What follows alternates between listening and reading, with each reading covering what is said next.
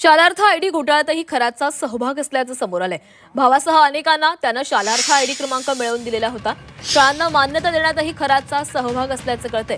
त्यामुळे तत्कालीन शिक्षण मंत्री केसरकरांच्या अडचणी वाढण्याची शक्यता आहे। भोंदूबाबा अशोक खरात प्रकरणावरून तत्कालीन शिक्षण मंत्री दीपक केसरकर सध्या आरोपांच्या चर्चेमध्ये आलेले आहेत। शिक्षण मंत्री असताना खराच्या आग्रहावरून त्यांनी खरातचा भाऊ दिलीप खरात याला शालार्थ आयडी मिळवून दिलेला होता। इतकंच नाही तर अनेक शाळांना मान्यता आणि वर्ग तुकड्यांना परवानग्याही देण्यात खरात सक्रियपणे सहभागी होता, अशी माहिती समोर आली आहे। खराचे शिक्षण क्षेत्रामध्ये जे आहे ते संबंध होते अशी अनेक वेळेला माहिती जी आहे ती आमच्यापर्यंत आलेली आहे। परंतु मला वाटते की SITकडे तो तपास आहे। SITकडे अधिक माहिती जी आहे, अनेक लेखी तक्रारी असतील किंवा पुराव्यासहित माहिती पोचली असेल आणि त्या संदर्भात जी आहे ती चौकशी त्यांचा ज्यांच्याशी संबंध असेल त्यांच्याबरोबर निश्चित होईल।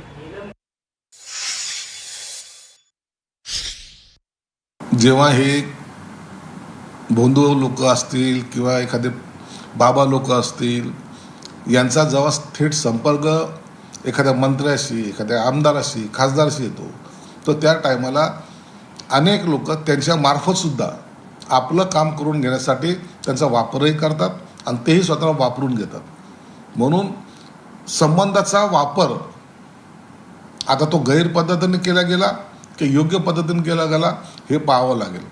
परंतु असे फोन निश्चित अनेक लोकांना येतात, हे आम्ही मान्य करतो।